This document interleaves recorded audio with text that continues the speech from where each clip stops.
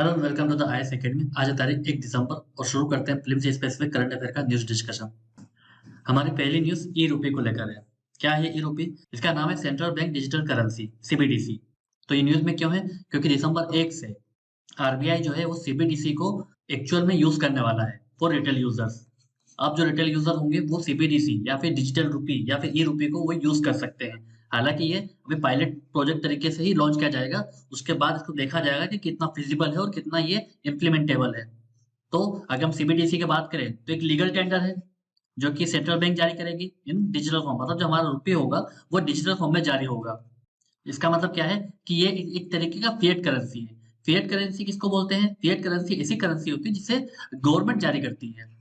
जैसे हमारे यहाँ आरबीआई इशू करता है नोट, इसका मतलब कोई सेंट्रल अथॉरिटी है, कोई गवर्नमेंट की अथॉरिटी है, वो ये जारी कर रही है। अब जैसे क्रिप्टो करेंसी होगी, इसको कौन जारी करता है? ये प्राइवेटली ओन्ड है, प्राइवेटली कंट्रोल्ड है, इसमें गवर्नमेंट को भी लेना देना नहीं होता है, इसलिए इसका इतना खतरा रहता है। पर जब हम रुपये जारी करते हैं, जो कॉइन जारी करते हैं वो गवर्नमेंट जारी करती है, तो उसकी सिक्योरिटी रहती है, तो ऐसी करेंसी को फिएट करेंसी बोला जाता है। और ये एक्सचेंजेबल होगी 1 टू 1, मतलब इसको कोई डिनाई नहीं कर सकता है अगर आपको कोई डिजिटल करेंसी दे रहा है तो। आरबीआई डिजिटल करेंसी ला क्यों रहा है? क्योंकि ऑलरेडी बिटकॉइन है, ईथर है, काफ़ी क्रिप्टो करेंसी मार्केट में थी और इनका बहुत ज़्यादा मिसयूज़ भी देखा गया था। मनी लॉन्ड्रिंग में मिसयूज़ हो रहा था, टेरर फाइनेंसिंग में इसका मिसयूज़ हो रहा था, टैक्स इवेजन में इसका मिसयूज़ हो रहा था। और सबसे बड़ी बात है, ये एक ओपेक नेचर की करेंसी है जिसको किसी को नहीं पता था कि कहाँ से जनरेट हो रही है, कौन इसको कंट्रोल कर रहा है। क्या ये कोई एक तरीके का स्कैम है? तो आपने देखा होगा क्रिप्टो करेंसी बहुत ज़्यादा वोलेटिलिटी है। तो अगर हमारे यूज़र्स अगर इस क्रिप्टो करेंसी में इन्वेस्ट करने लगे और मान लो कोई से कोई बड़ा बड़ा स्कैम हो गया, तो वो कहाँ जाएँगे? हमें उन्हें सिक्योर रखना, फाइनेंशियली सिक्योर रखना ये गवर्नमेंट का काम है। इसलिए उन्हें क्रिप्टो करेंसी में बैन नहीं किया, बट इसलिए आरबीआई चाह रहा है कि वो खुद की करेंसी लाएगा। तो उसे ही सीबीडीसी बोला जा रहा है। अगर हम दूसरी कंट्रीज़ की बात करें, तो समवेयर अराउंड 100 डिजिटल करेंसी जो दूसरे देश के लोग काम कर रहे हैं। बट अभी कौन-कौन सी फुल्ली इम्प्लीमेंटेड है? एक तो नाइजीरिया की ई नायरा इम्प्लीमेंटेबल है और बहामियन सेंट डॉलर जो कि डिजिटल करेंसी है। ये 2 करेंसी फिलहाल यूज़ में है। इसका फ़ायदा क्या होगा? एक तो ऑपरेशनल कॉस्ट कम हो जाएगी क्योंकि आपको रुपए को प्रिंट करने में कॉस्ट लगती है, वो कॉस्ट कम हो जाएगी, ठीक है? वियर एंड टियर का जो कॉस्ट है वो कम हो जाएगी। उसके बाद फाइनेंशियल इंक्लूजन आएगा क्योंकि डिजिटल करेंसी ऐसा है ना कि आपको जब आप फिजिकल करेंसी छापते थे तो आपको हर बैंक में जाके पहुँचाना होता था। डिमोनेटाइजेशन टाइम पे करेंसी पहुँच नहीं पा रही थी, तो कई बैंकों में इनस्टेबिलिटी जाती है कि पर्टिकुलर रीजन में करेंसी ज़्यादा है और इस पर्टिकुलर रीजन में करेंसी कम है। तो इससे फाइनेंशियल इंक्लूजन आएगा कि हर ये जो डिजिटल करेंसी है वो एक साथ एक ही टाइम पे पहुँच सकती है। इससे ट्रांसपेरेंसी आएगी क्योंकि आप ब्लैक मनी तो रख सकते हो फिजिकल करेंसी, जो डिजिटल करेंसी होगी तो वो ट्रैक हो कर सकते हैं, तो उसमें ट्रांसपेरेंसी रहेगी। इससे एक रेजिलियंस आएगा, एफिशिएंसी आएगी सेटलमेंट में, क्योंकि आप जब पेमेंट करोगे तो आपको हमेशा फिजिकल करेंसी में दिक्कत होती थी, बट क्रिप्टो करेंसी में जब डिजिटल करेंसी में आप पेमेंट करोगे तो उसमें कोई इश्यू नहीं आएगा। जब आप दूसरे देश में पेमेंट करोगे तो चूंकि ये आरबीआई के द्वारा जारी किया जाएगा तो वो भी लेने में हिचकिचाएंगे नहीं और इसमें पेमेंट इजीली कर सकते हैं हम लोग। तो ये इसके कुछ फायदे हैं। अब चलते हैं आगे। हमारा अगला न्यूज़ फुजीवारा इफेक्ट को लेकर है। क्या है फुजीवारा इफेक्ट? जैसे दरअसल क्या हुआ रिसेंटली, हमने 2 ट्रॉपिकल साइक्लोन देखे। एक का नाम था हिनामनोर और दूसरा ट्रॉपिकल स्टॉर्म था, उसे गर्डो कहा जाता था। अब इन दोनों में खास बात क्या थी कि एक ही जगह ओरिजिनेट हुए थे, एक ही सीन में ओरिजिनेट हुए थे और लगभग सेम टाइम पे ओरिजिनेट हुए थे। मतलब ये जो ट्रॉपिकल स्टॉर्म थे दोनों आस-पास थे। तो फुजीवारा इफेक्ट क्या कहता है? जब ट्रॉपिकल स्टॉर्म्स एक ही जगह, एक ही ओशन में ओरिजिनेट हो, लगभग सेम टाइम में ओरिजिनेट हो और दोनों के सेंटर जो हमारा ट्रॉपिकल स्टॉर्म का जो आई होता है, तो अगर इनके बीच की दूरी 1400 किलोमीटर से कम हो, तब इसे फुजीवारा इफेक्ट माना जाएगा। अब ऐसे जो 2 ट्रॉपिकल स्टॉर्म जब इंटरैक्ट करते हैं तो इसे फुजीवारा इफेक्ट बोलते हैं। इससे होता क्या है कि जो साइक्लोन्स होते हैं वो अनप्रेडिक्टेबल हो जाते हैं क्योंकि हर एक की डायरेक्शन होती है। अब आपको ये नहीं पता है कि किस डायरेक्शन में जाएगा और ये कैसे दोनों अगर इंटरैक्ट करेंगे तो कैसे किस तरीके की तबाही ला सकते हैं या हो सकता है वीक भी हो जाए।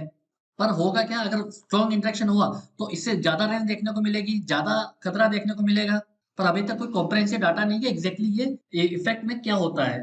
तो अगर फुजीवारा इफ़ेक्ट टर्म अगर आता है तो हमें पता होना चाहिए। अब चलते हैं आगे। हमारी अगली न्यूज़ ट्राइबल डेवलपमेंट रिपोर्ट को लेकर है।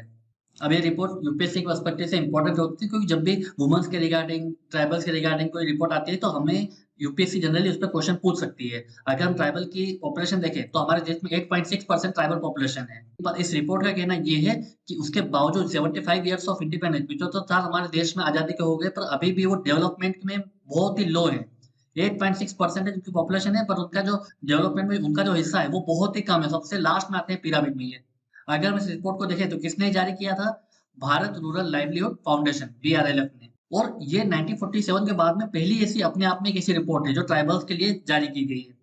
इसमें यह बताया गया है कि ट्राइबल्स जो हैं अब वो alluvial plains, fertile river basin से और दूर होते जा रहे हैं। आपको पता है कि ज्यादातर डेवलपमेंट हम कहाँ देखते हैं? रिवर्स के रिगार्डिंग, जहाँ पे फर्टाइल प्लेन होता है, आप खेती कर सकते हो, उसी के अराउंड आसपास आपकी जो अर्बनाइजेशन देखा जाता है, डेवलपमेंट देखा जाता है। और ट्राइबल्स पॉपुलेशन कहाँ पाई जाती है? हिली एरियाज में।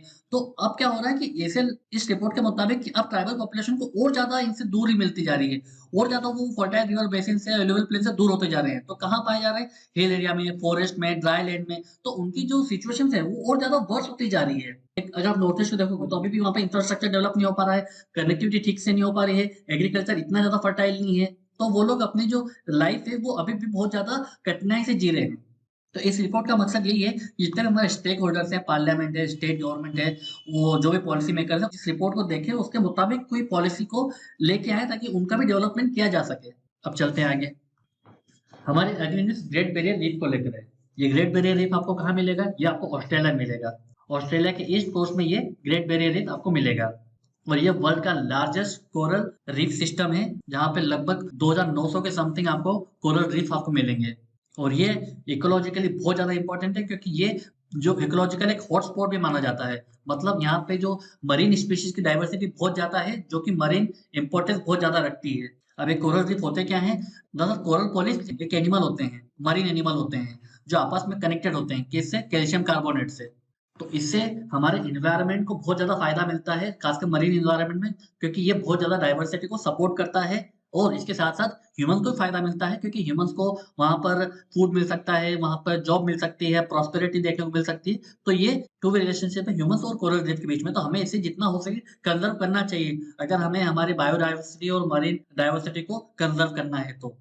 पर अभी न्यूज में क्यों है? क्योंकि आईयूसीएन और यूनेस्को ने एक रिपोर्ट जारी करी है। इसमें यह बताया गया है कि ये जो कोरल रीफ है, इसमें लगातार डिग्रेडेशन देखने को मिल रहा है। तो इसको अगर कंजर्व करना है तो हमें इसे वापस से world heritage site in danger का कैटेगरी देनी होगी।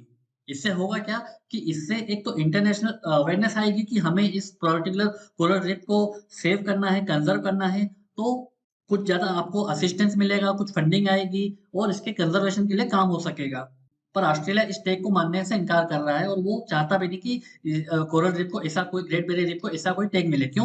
क्योंकि एक तो क्या, ये इंटरनेशनल एम्बेरसमेंट आती है। अब सपोज करो कि अगर हमारे देश में ताजमहल को बहुत ज्यादा नुकसान होने लग जाए और यूनेस्को आके बोले कि एक काम करते हैं, हम आपकी तरफ से इसे कंजर्व करते हैं, तो इंडिया को कितना एम्बेरसमेंट होगा कि यार देखो, हमारी कंट्री में हम ही लोग कंजर्व नहीं कर पा रहे हैं। तो उसी तरीके का ऑस्ट्रेलिया का भी मेजर यही है कि हम कंजर्व कर लेंगे, हमने बहुत सारे एफर्ट लिए हैं ग्रेट बैरियर रीफ को कंजर्व करने के लिए, हम और कर लेंगे। और दूसरा प्रॉब्लम ये है कि एक बार world heritage site in danger का कैटेगरी मिलती है, तो क्या होती है, इंटरनेशनल जो इंस्टीट्यूशंस हैं बहुत ज्यादा इंटरफेयर करने लग जाती है मॉनिटरिंग के लिए। और फिर बहुत ज्यादा मतलब इंटरफेरेंस हो जाता है कि आप ऐसा करिए वैसा करिए, जो जो पर्टिकुलर जो गवर्नमेंट है उन्हें पसंद नहीं आता है। और तीसरी चीज ये कि कई सारे रिस्ट्रिक्शन आ जाते हैं कि आप वहाँ पे आसपास कोई कंस्ट्रक्शन नहीं कर सकते, फिशिंग में रिस्ट्रिक्शन आ जाएगी। तो बहुत सारे जो रिस्ट्रिक्शन है जो कि उनको बहुत ज्यादा नुकसान कर सकते हैं इकोनॉमिकली ऑस्ट्रेलिया को, क्योंकि बहुत सारी जो जॉब्स हैं वो इस पे डिपेंडेंट है। काफी सारा टूरिज्म है वो रिस्ट्रिक्ट हो सकता है। तो इसी को देखते हुए ऑस्ट्रेलिया इसको अपोज कर रहा है, इस कैटेगरी को। अगर हम बात करें तो इसको वर्ल्ड हेरिटेज साइट कब मिला था? 1981 में मिल गया था, क्योंकि ये जो मरीन स्पीशीज के बहुत ज्यादा स्पीशीज को, जो डाइवर्सिटी स्पीशीज को सपोर्ट करता है। और जो कोरल्स का जो नुकसान हमें देखने को मिल रहा था क्लाइमेट चेंज की वजह से, ओशन वार्मिंग की वजह से, वो 1995 में ही लगभग उनकी संख्या आधी हो गई थी। तब से ये बात चल रही थी कि इसे world heritage site in danger का कैटेगरी में डाल देना चाहिए। अभी नुकसान क्यों हो रहा है रीफ को? क्योंकि ये फ्रिक्वेंटली ब्लीचिंग हो रही है। ब्लीचिंग कैसे होती है? जब टेम्परेचर बढ़ने लगता है तब ये ब्लीचिंग होने लगती है, और जो कोरल रीफ्स है वो डिग्रेड होना शुरू कर देते हैं। इसी सिचुएशन में होता है क्या है, कोरल जो है, जो उसके ऊपर जो कलरफुल आप एल्गे देखते हो, उससे वो डिसोसिएट होना शुरू कर देते हैं और व्हाइट कलर में कन्वर्ट होने लगते हैं। अब यूनेस्को का ऐसा मानना है कि ये इतना ज्यादा डिग्रेड हो रहे हैं कि जो रीफ की जो कैपेसिटी थी कि खुद से वापस से रिजेनरेट करने का, वो कैपेसिटी भी लूज कर रहा है, क्योंकि क्लाइमेट चेंज अब बढ़ता जा रहा है। तो यूपीएससी डेफिनेटली इस पर क्वेश्चन पूछ सकती है, क्योंकि कोरल रीफ पे पहले भी क्वेश्चन आ चुके हैं। तो यूपीएससी के लिए इन्वायरमेंट से जो टॉपिक जितने भी रिलेटेड होते हैं वो क्वेश्चन आते ही आते हैं, तो हमें इसके बारे में अच्छे से पता होना चाहिए। अब चलते हैं आगे। हमारी अगली न्यूज़ नई चेतना पहल बदलाव की ये कैंपेन है, इसके रिगार्डिंग न्यूज़ है। अब ये न्यूज़ में क्यों है? सबसे पहले हमें ये जानना होगा कि ये कैंपेन किसका है।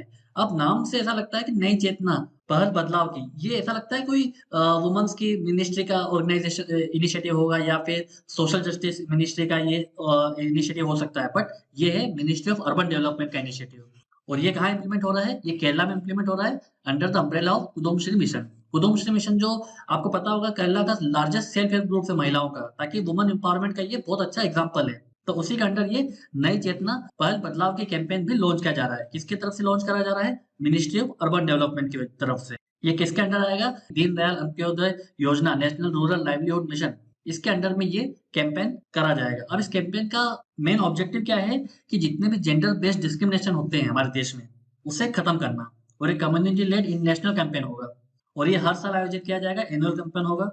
इसमें फोकस ये रहेगा कि जितना भी जेंडर बेस्ड वायलेंस होती है, वुमेन्स को उसके प्रति जागरूक करना, क्योंकि कई बात होता है कि उनके साथ वायलेंस हो रहा होता है पर वो बहुत लाइटली ले रही होती है या उन्हें पता नहीं चलता कि ये वायलेंस की कैटेगरी में आता है। क्योंकि वायलेंस हमेशा फिजिकली वायलेंस नहीं होता है, वर्बल वायलेंस होता है, मेंटल वायलेंस होता है। तो वुमेन्स को जब आप एजुकेट करोगे, जागरूक करोगे कि हाँ ये ऐसा भी वायलेंस हो रहा है मेरे साथ में, तो आपको उसमें जागरूक करना, आपको सिक्योरिटी का एक्सेस करवाना, उनको उनके राइट्स से अवेयर कराना, यही इस पूरे कैंपेन का मकसद है। तो इसमें कौन-कौन साथ देगा? एक तो सिविल सोसाइटी जितनी भी होंगी, वो आपके साथ में पार्टनर रहेंगी। स्टेट, डिस्ट्रिक्ट और ब्लॉक लेवल की जितने भी जो एडमिनिस्ट्रेटिव मशीनरी हैं, वो इसमें पार्टनर रहेंगी, ताकि जो जेंडर बेस्ड वायलेंस है, उससे रोका जा सके। तो इस न्यूज़ को यूपीएससी पूछ भी सकती है या फिर इसे आप अपने एग्जाम्पल में, एथिक्स में और जीएस2 में आप मेंशन कर सकते हो।